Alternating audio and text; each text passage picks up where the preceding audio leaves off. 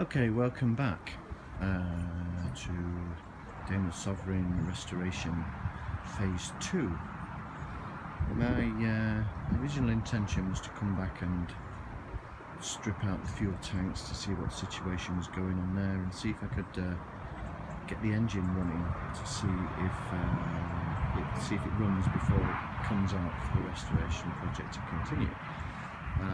It's been a bit of a mammoth undertaking, understandably I suppose. Like I say, it started with the fuel tank removal, which went sort of okay. The fuel tanks came out reasonably in good condition. Small amounts of rust in certain areas, which I don't think is terminal. There is a little bit of oxidation in the tanks, which needs to be sorted out. I'm going to see if I can find somebody who can restore them well enough.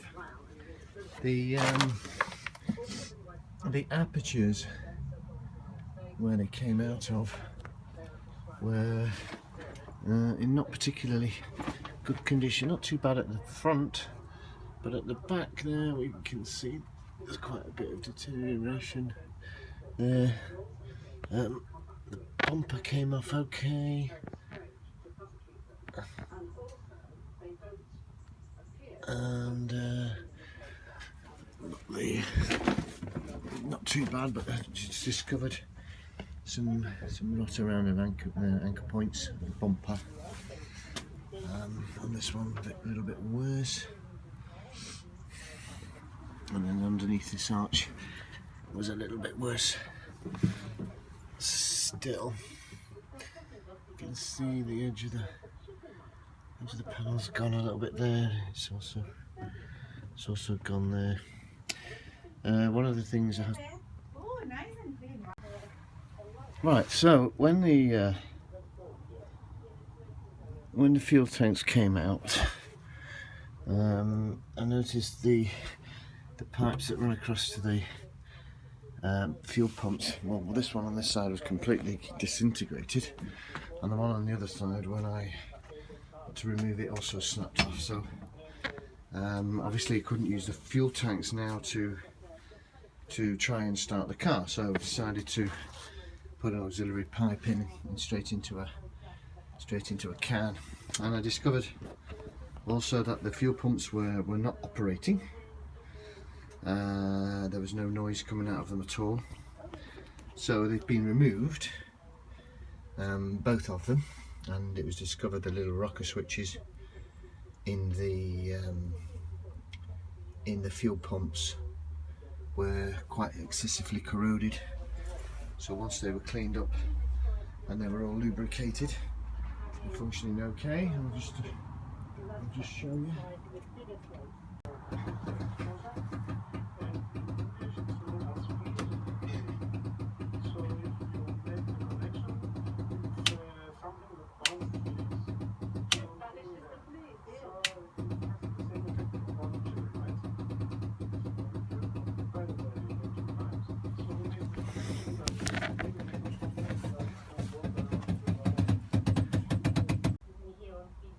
Okay, so when the fuel pumps were refurbished, they were put back in and checked the fuel lines. We changed the fuel filter, which surprisingly had some fuel left in it, which obviously was empty, cleaned out and replaced. And then we went to start underneath the engine bay. I've noticed that the fuel pipes to the carburetors, to the float chambers, and the AED were in really bad condition, so I got some new fuel pipe and changed those in the clips. Turned on the fuel system and discovered that the float needles were sticking and the fuel was coming out of the overflow pipes, so I had to try to get the caps off the fuel floats, and the screws sheared off on a lot of them, which caused me a bit of an issue. That's going to be a bit of a problem later on. think they need to be drilled out, retapped and new screws put in. But for the time being we got them back on and the floats now seem to be functioning. So that was another thing that needed to be done. I then attempted to see if the engine would turn over. Well, before I did that I removed the oil filter, took out the old oil and oil filter and replaced it with a low viscosity flushing oil. So it's currently got low viscosity flushing oil in it, and then I tried to crank it over unsuccessfully. Removed the old exhaust pipe. Obviously I knew that if I was going to try and start it I was going to need a new exhaust pipe, so I purchased a new stainless steel exhaust. So the old one had to be removed, what was left of it. The plugs came out relatively easily, which was a nice surprise. And then when I tried to start it, the starter motor was clicking but not engaging. So it's a rather tricky place is the starter motor to get to. I'm going to show you. It's a bit dark down there. But yeah, a bit awkward to get to, but once you actually figure out what's involved, there's only 2 bolts and it comes out relatively easy, which is just as well because it's been on and off about 3 or 4 times now, because I removed it and discovered that the Bendix was seized solid. So I stripped the solenoid out and took off the casings and lubricated and freed up all the Bendix mechanism, its engagement system, and oiled and cleaned it all, put it all back together and tested it on the bench, and it worked okay, it worked fine. Put it back on and then I had the same problem. So then I started thinking, oh my goodness, maybe the engine's actually seized and that's what's causing the starter to not engage. So I proceeded to see if it was possible to be able to turn over the engine via the main crankshaft pulley to see obviously if the engine was free. And what I discovered, unfortunately, was that the radiator fan, etc., was getting in the way of being able to get any kind of device on the big nut inside the crankshaft pulley. So I didn't really want to do this because I knew once I took the hoses and stuff off I wasn't going to get them back on because of the state of the clips, etc. Which means then that obviously there's no cooling, I'm not going to be able to test the cooling system at all. So in the end I had to end up stripping it all down. I also realised the state of the starter motor, etc., that the alternator might not be in particularly good condition, so it might not be a good idea to start trying to turn that on the belt. So I disconnected the brackets for the alternator and left the alternator hanging free. I took it off, cleaned it a little bit, stuck some lubrication in it, and it seems to be operating okay, but we shall see at a later date. I put some oil in the power steering pump, which didn't have any oil in it previously.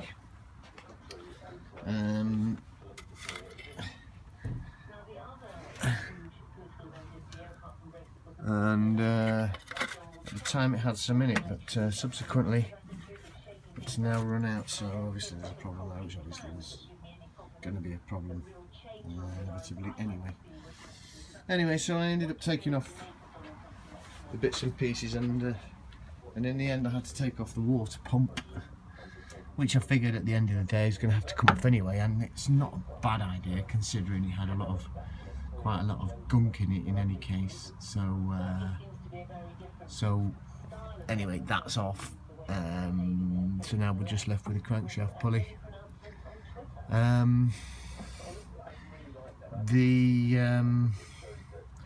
The next thing to do was to try and turn over the engine, and to my surprise it turned over relatively easily, which was obviously a good sign, as I was quite pleased with that. But that meant that then there was probably still a problem with the starter motor. So I took the starter motor back off again, left it connected and tried it in situ, and the starter bendix was sticking, it wasn't going in properly. So took it off again, put it on the bench, and discovered that the solenoid wasn't functioning correctly when the return spring on the solenoid shaft was applied. This one was, and how he might behave, and honestly, it was causing it to not allow the secondary part of the action, which engages the bendix fully and also engages the actual motor, starter motor, to turn.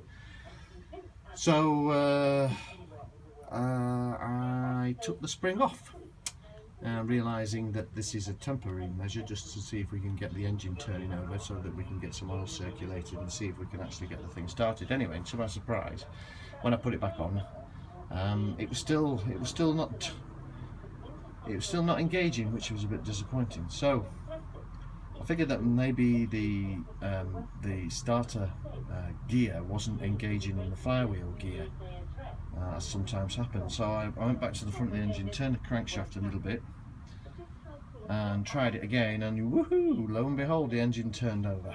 So that was a good thing. So now we have it turning on the starter motor, at least. So starter motor back on. Then we needed to make sure that we put our new exhaust pipe back on, which again caused its own problems because the sealing rings wouldn't go into here, the flange, because the studs that are in it, where threads were not capable of being able to sustain enough torque to be able to pull the compression rings in tight. So again, just as a temporary measure, because I'm only looking to see if the engine will actually fire, I just put them in without the seals, so they're fairly tight. So I'm expecting some leakage, but not massive. The entire, if it will go, that is, the entire exhaust system has been replaced with this new stainless steel system, as I spoke about earlier. Again, I've only sort of nipped up the nuts and bolts because obviously it's got to come off again a bit later on. So if there's a bit of seepage, it doesn't really matter. Like I say, I'm just trying to establish whether or not the thing will run. My biggest concern right now is when I was turning the engine over, because I wanted to turn it over as much as possible periodically to try and circulate the oil in the engine before it did fire, if it does fire. And there was a pinking sound, like a cracking pinking sound, which to me I think may have sounded like a piston ring cracking. It might not have been, it might have been something else freeing off, so maybe somewhere in the flywheel or the clutch for the auto box or whatever, I'm not sure. So I was aiming to put a compression tester on it. I've been unable to source one and I'm running out of time, so I'm just going to go ahead anyway and see if the thing will fire. I put new spark plugs in it. The distributor was, I didn't take it out, but I took out the old points, the old condenser, cleaned up the aperture, put new points and condenser in, put them in incorrectly first of all, and there was no spark. I noticed also there was no power going, no low tension going to the distributor. So I've discovered that this ballast resistor here doesn't seem to be functioning, and as it's only as a precautionary measure, only as a precautionary, well, it just helps increase the spark during cold starts and stuff, that I bypassed it and managed to get some live to the distributor. Discovered that I put the cables onto the points in the wrong way, corrected that, and now we have a spark. So we have fuel, we have spark, and we have a starter motor. So there's only one thing left to do now, and that's to try and start the engine. So like I say, I have no idea what's going to happen, but we'll record it live for posterity and see what happens. So I'll see you in a bit with the attempted startup. At a time when most is silent. Often for Holmes' choice, he Okay.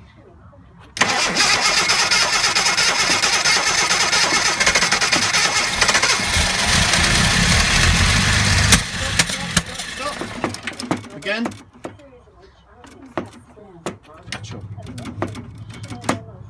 Hit it.